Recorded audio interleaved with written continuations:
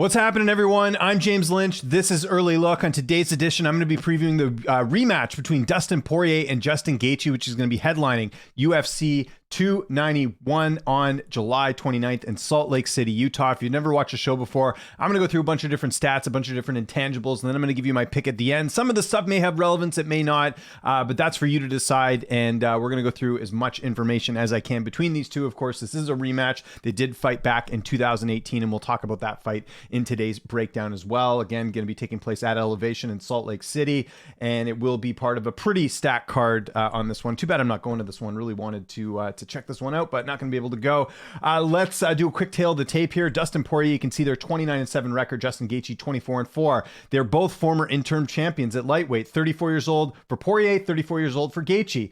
5'9" to 5'11", 73-inch reach to 70. Let's start first with Dustin Poirier, the Diamond, who got the win in the very first fight. And Dustin Poirier probably needs to update that Tapology photo. That one's a little outdated. Poirier hasn't had the shaved head look in quite some time. I forgot to mention this is for the vacant BMF title. If that means anything to you, it doesn't really to me. I mentioned it there. Dustin Poirier, 29-7 with 1 no contest. He's got 14 knockouts, 8 submissions, and 7 decisions. He's 33 years old, 5'9" with a 73-inch reach. So he'll only have a 3-inch reach advantage in this height. Everything else, well, the age is the same, and Gaethje's got a bit of a height advantage there. Poirier is a BJJ black belt under Tim Crater. He trains at an American Top Team, and he's currently ranked number 2 in the lightweight rankings, just behind Charles Oliveira and the champion Islam Makhachev.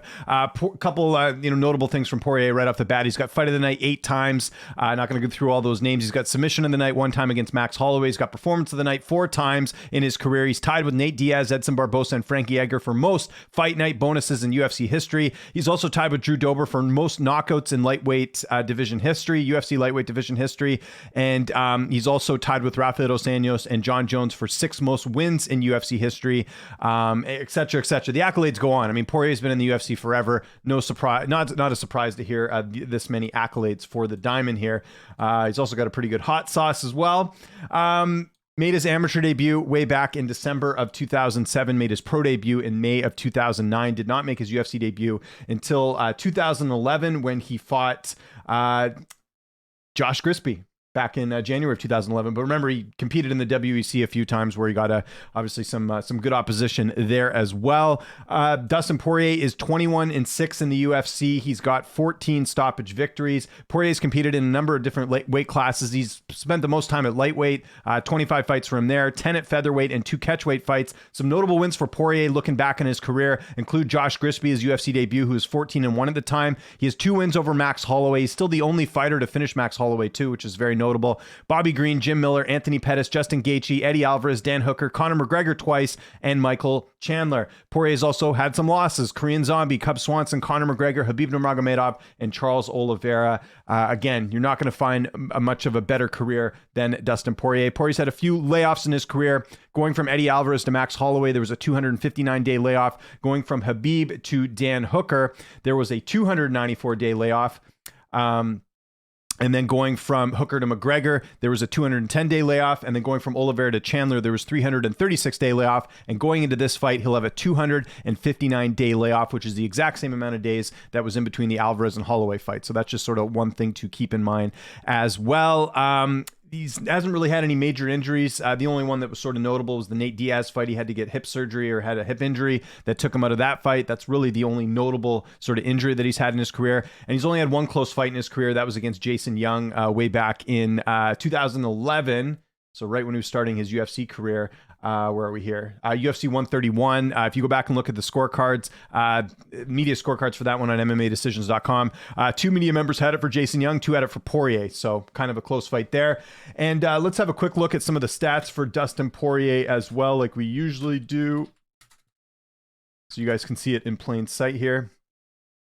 So you see there, Dustin Poirier's stats: significant strikes landed per minute, 5.51. That's good. Significant striking accuracy, 50%. That's good as well. Significant strike defense, 54%. Takedown defense is 63%. We'll see if Gaethje uses any wrestling, but he never does. And then his takedown average is 1.39, which is actually higher than Gaethje in this matchup. So that's pretty much everything you need to know about Dustin Poirier.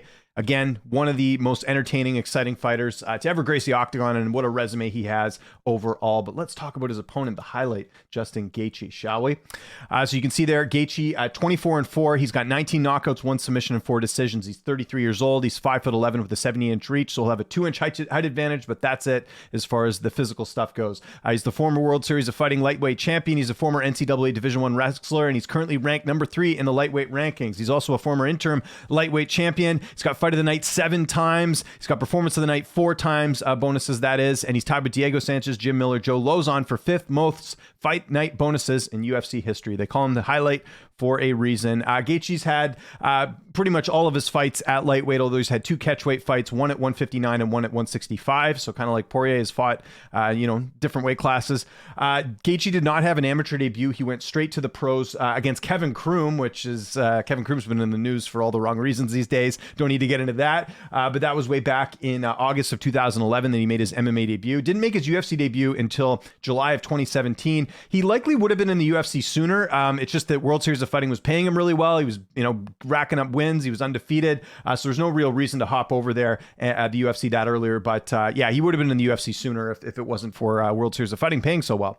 Gaethje, believe it or not, I know people kind of forget this. He's actually 7-4 in the UFC, which isn't a great record, but we'll talk about some of the wins and losses he's had. He's got 5 stoppage victories. Some notable wins for Gaethje include Edson Barbosa, Donald Cerrone, Tony Ferguson, Michael Chandler, and Rafael Fiziev most recently in his last fight. Some notable losses include Eddie Alvarez, Dustin Poirier, Habib Nurmagomedov, and Charles Oliveira. He's only losing to the best. That's one thing with Gaethje. And kind of like Poirier as well. I mean, Poirier, if you look at who he's lost to, at least, recently over the last couple of years, it's nothing but killers. So respect to both of these guys. And Gaethje's not had any major injuries that have taken him out of any fights at all. He's also never had any close fights because he hardly ever goes, the distance. The Fiziev fight was a majority decision, but if you go and look on MMAdecisions.com, and we'll do that right now, I don't think people thought Fiziev won this fight, did they? I'll have to go check. I definitely thought Gaethje won this fight. Let's go look at what the media scorecards say. Oh, interesting. Okay, I take that back then. Interesting. So you had 1, 2, 3, 4, 5, 6, 7, 8 media members scoring the fight for Fiziev, and then the majority scoring it for Gaethje. So that's interesting. I didn't expect that, actually. I just assumed that people thought Gaethje won. I didn't expect to see some media scorecards there. So that's interesting. So some people feeling like Fiziev did enough to win that one. I picked Fiziev going into that fight, by the way, and I thought Gaethje won. So take that for what it's worth. And then just quickly, a couple layoffs for Gaethje in his career. Going from Habib to Chandler, there was a 378-day layoff, so big layoff there. Going from Oliveira to Fiziev, there was a 315-day layoff. Not much of a layoff going into the Poirier fight, but this is an interesting stat. Since October of 2020, Gaethje's only fought 3 times. So he's basically fighting once a year, and it's 2 times this year, right? If you think about it, which is kind of interesting there. So yeah, just wanted to point that. Actually, I think my math's wrong on that. Hold on. He's actually fought 4 times since 2020. How did I get that wrong? This is why I was never good in math. So he's fought 4 times since 21, 2, 3, 4, 5 times since 2020. I take that back. I got to do my notes a little bit better here, people, but that's why I'm correcting myself. Let's look at some stats for Justin Gaethje. We looked at the Poirier stats. Let's take a look at Gaethje now. You can see there, check this out. Significant strikes landed per minute, 7.38. That's one of the highest I've seen in doing these shows. So that's pretty incredible that it's that high. His striking accuracy is at 60%. His striking defense is at 53%. His takedown defense is at 75%. And his takedown average is at 0.13 for a guy who's a former NCAA Division I wrestler. Never really goes for the takedown that much, which is interesting. So yeah, very interesting stats here. His stats are actually better than Poirier's, which is interesting. So that's one thing sort of worth noting. Let's go have a quick look at their first fight. That was the fight which Gaethje lost to Poirier via knockout, one of the few times he's been finished in his career. So that was at the Poirier-Gaethje fight. So we'll just have a quick look at that. I went back and watched, and because it was a couple of years ago, thought we'd get a few little stats on that fight here. So went back and watched. That was in Arizona, so Gaethje's backyard. Right, he's from Arizona originally. That was April 14th, 2018. UFC on Fox 29. That's how long ago it was. The UFC still had the deal with Fox. So that first round, I actually gave to Gaethje. Gaethje, if you remember, had a lot of success early on with the leg kicks, and Poirier didn't seem to have much of an answer for it. Poirier did, come forward a little bit. There was an eye poke in that first round as well, and Poirier was landing some good body shots in the first round, but it wasn't enough for him to win the round. I thought clear 10-9 for Justin Gaethje. Second round was a bit different. And actually, look at the odds here. They were pretty much dead even going into this fight. And we'll talk about the odds in this fight in a sec. But Dustin Poirier, again, taking a lot of leg kicks from Gaethje in that second round. But Poirier having more success in the striking, landing some more body shots. I think that round could have gone to Dustin Poirier. That was round 2. Now, the third round is the key round here because a couple things happened. So first off, Gaethje, again, landing leg kicks. You can definitely see Poirier getting wobbled a little bit with his legs. Poirier basically throwing everything he can at Gaethje, but not really doing much damage in terms of Gaethje like stumbling or anything like that. And then there was a eye poke late in the round, and that actually cost Gaethje a point here. So this round should have been a 10-9 Gaethje, but because of the eye poke, it was actually 9-9 across the board. So again, if we're going into that fourth round, it's pretty even, right? Because you gave Poirier a round, you gave Gaethje a round, and then third round was a 9-9.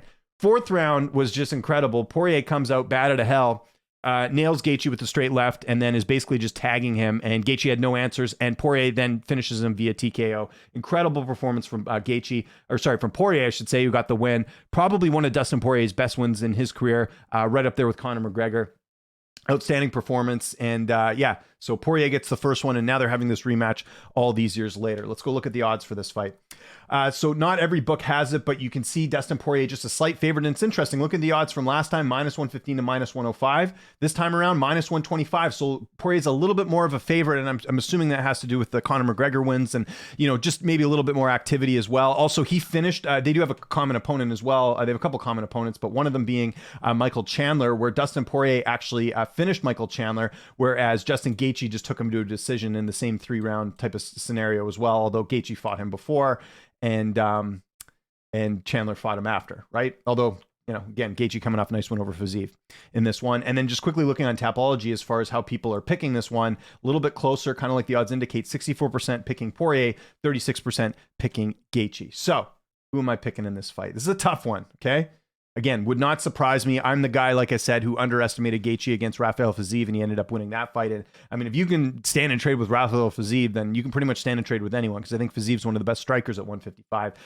It's close. It's close. Like I said, both guys, really in the prime of their careers right now. I know there has been some talk about Poirier maybe stepping away at some point. I don't think that's anytime soon. I think both of these guys are up for taking this fight, and it's going to be outstanding. So 5 rounds. Which will be interesting. We'll see if it ends up going that far. Like I said, last time it did not. I'm going Dustin Poirier here. I like the fact that he's been a little bit more active than Justin Gaethje. Although, let me just add up the math here for a little bit. Okay, maybe not more active, but I certainly think that, those wins over McGregor were good. He did go the distance with Dan Hooker, and Gaethje finished Dan Hooker as well, so that's another kind of opponent thing. I just think if we're looking at recent performances here, like I thought Poirier looked better against Chandler than Gaethje did, and I think that's, one feather in his cap. And then, as well, he went a little bit longer with Oliveira as well, right? Oliveira finished Gaethje in the first round. Oliveira finished Poirier in the third round, and then he's got the couple wins over McGregor, which are, he took some shots from McGregor. Remember there was a point a long time ago where people said Dustin Poirier had a bad chin? I think that's out the window now. He took a couple hard shots from McGregor in both those fights. Well, mainly the first one, and he got a win there. And I know McGregor's not the same McGregor, but still, that certainly looked well too. And I just think the durability factor, like I said, McGregor took some good shots on Poirier, didn't do much. Poirier's good everywhere, ground, stand up, even the cardio. I know some people will feel like Gaethje has the advantage because he trains at elevation in Colorado. That could be a factor too. If Poirier can't take him out, maybe he has the advantage there. But you look at Poirier and his strength and conditioning and all that stuff. It's on point. I don't think we've ever had a point where Poirier's gassing out or anything like that. At least not in my opinion. Maybe he's slowed down, but definitely not gassing out in any fight. But I just think Poirier has, that experience as well overall, a little bit more experience, a little bit more under his belt. Again, it's 50-50. I think Poirier is going to win a decision here. I don't think he finishes Gaethje this time. And this is another fight that I would recommend everyone out there. I would look at taking the fight goes the distance. I know that's crazy. I know these guys have a ton of finishes in between them. I just think that these guys know what's on the line here, a potential title shot. It's the BMF title after all, whatever that means. But big things are ahead for the winner here, right? And I don't think you'll see either guy be as reckless as maybe they would have been in the past. And I see maybe a bit more of a technical fight. And usually when you get fights that are a little bit more technical, you don't see wild stuff happening. And wild stuff doesn't happen. You don't typically see a finish. So So I'm going to go Dustin Poirier by decision. Would not surprise me if Gaethje wins the decision as well. But that's sort of where I'm leaning more towards as opposed to a finish here. And I know there'll be people saying, what are you talking about? There's going to be a finish. I get that. Trust me. I understand that the data definitely backs up them getting a finish here. I just feel that because of what's on the line and because these guys are, again, pretty durable overall, I don't think we'll see a finish here. So that's what I'm going with. So let me know what you think in the comment section below. Do you agree, disagree on my pick here? Who are you going with? Let me know in the comments. Let's respectfully discuss this. And also let me know if there's any other big fights you want me to preview that are coming up here. Follow me, Twitter, TikTok, Instagram, @Lynch on Sports. Thanks so much for tuning in, and I'll see you next time for another edition of Early Look.